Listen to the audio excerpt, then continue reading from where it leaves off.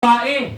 Ang pangalan niya ay si Mary, the sister of Martha and Lazarus in Bethany. Pero mga kapatid, sana po hindi lang si Mary ang makapagawa ng kahanga-hanga. Okay? At marangal na most precious Heavenly Father, Lord, we praise you and we thank you, Father God, for what you have done this camp. Thank you so much, Lord, na kayo po ay talagang masabi namin napakabait ninyo. Yes.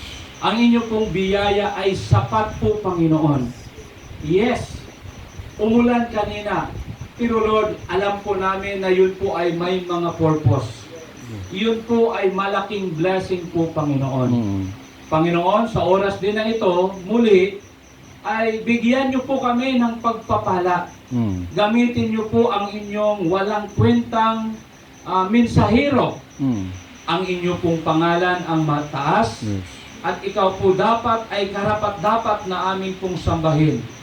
Holy Spirit, mangusap ka po sa bawat isa sa amin, lalaki at babae, Yes. na kung saan po, Panginoon, ay magiging katulad dapat kami ni Mary, Lord, Yes. na gagawa kami ng excellent memorial.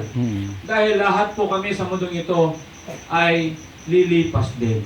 Lord, sa oras na ito, kayo po ang mangusap sa pamagitan ng inyong salita. Yes. Ito lahat ay dinadalangin po namin sa matamis na pangalan po ng aming Panginoong Hesukristo, na aming Panginoon tagapagligtas. And all the people of God said, Amen. Amen. Amen. And amen. Tayo po ay umupo. So babawi po ako. Pakahusay na ala-ala sa Diyos. Ang tanong, sino ba sa inyo ang pumipigil? At ano po yung ipagmamayabang mo sa Diyos? Bakit hindi ka makapagawa ng magandang alaala para sa Panginoon? Alam ninyo mga kapatid, kung titingnan po natin, ano ba yung buhay natin sa mundong ito? Okay, yung realidad sa mundong ito, yung ating buhay, the Bible says, okay, our life here on earth is like a vapor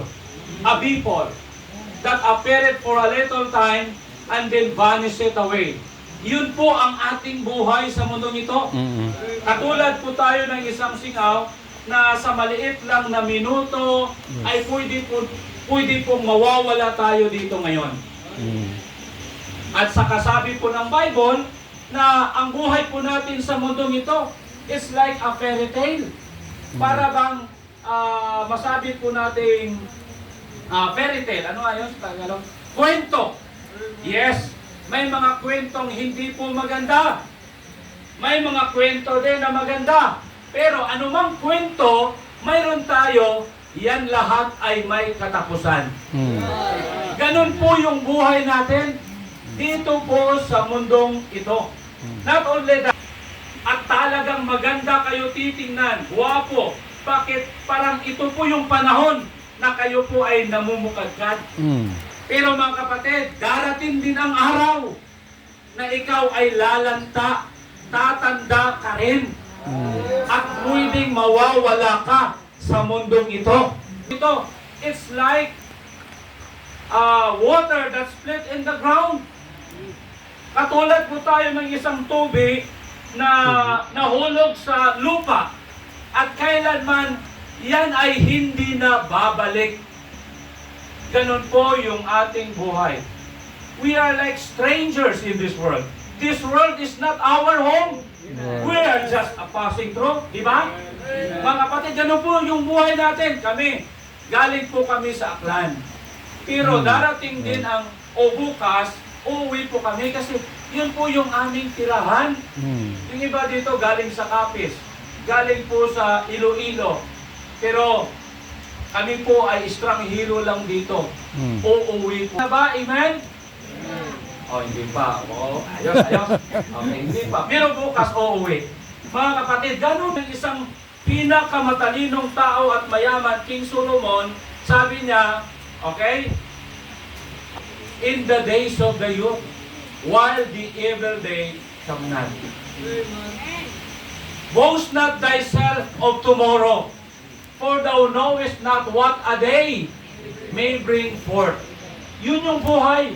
Wala tayong maipagmayabang. Right. Kaya nga habang may buhay pa, dapat gumawa po tayo ng magandang alaala. Right. Okay? Ang tanong, anong gusto mong alaala na iiwanan mo ang mundong ito?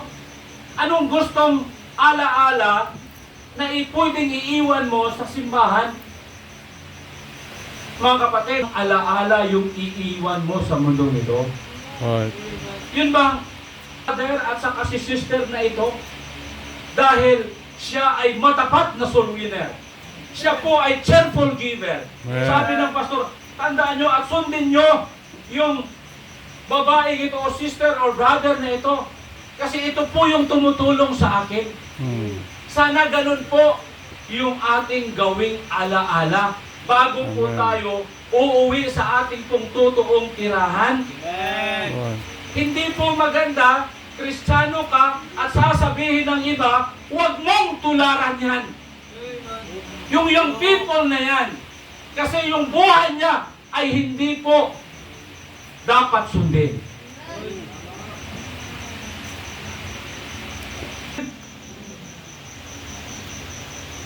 Kailanman hindi ka makakagawa ng mga good or excellent memorial para sa Diyos kung hindi ka magbasag sa mga precious na bagay sa buhay mo. Ating buhay. Pero ito po yung sasabihin ko sa inyo, kahit ano ka-precious yan,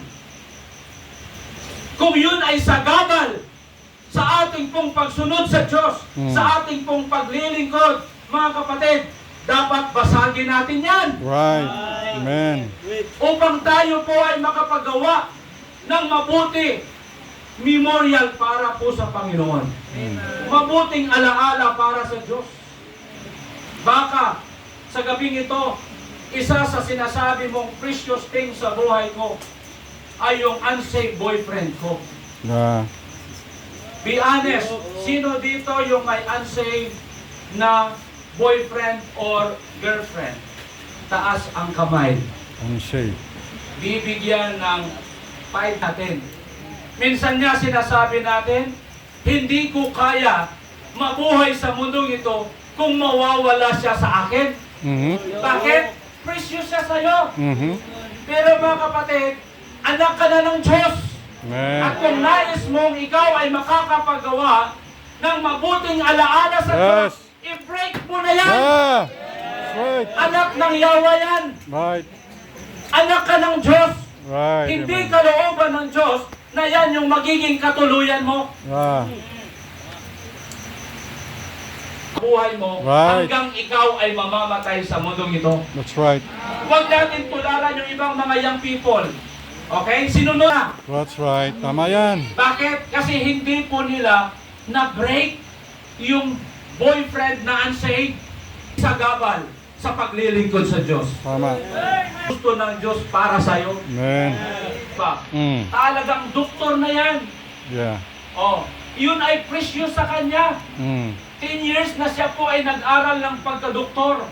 Pero dahil mas mahalaga sa kanya ang Diyos at yun yung magiging sagabal sa kanyang pagsunod sa Panginoon, binasag niya Amen. yung kanyang pagiging doktor. That's right. Sumunod siya sa Panginoon. Mm. Tayo, wala pa. Kaya nga sa gabing ito, kung ikaw ay tinatawag ng Panginoon na mag-aral sa Bible School, mag-full-time sa ministry, mga kapatid, sa gabing ito, basagin mo na yung mga precious na yan dahil yan po ay sagabal sa ating paglilingkod sa Diyos. Hanggang na ikaw ay makapagbili ng precious ointment. Bakit? Kasi kung wala ka asawa, ay magiging hindi ka secure. Oh, right. Kailan yung babaeng ito? Kasi yung kanyang ginagawa, ito po ay tama. Amen. Ito po ay excellent. Right. Kaya nga nasiyahan ng Diyos. Akin, live by faith. Amen. Pastor, kung iiwanan ko yung aking trabaho at ako ay mag full-time sa ministry, ano ang mangyayari sa akin? Live by faith. Mamuhay tayo sa pananampalataya.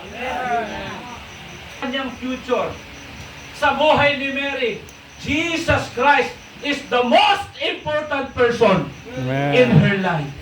Ang kundi si Jesus Christ. Amen.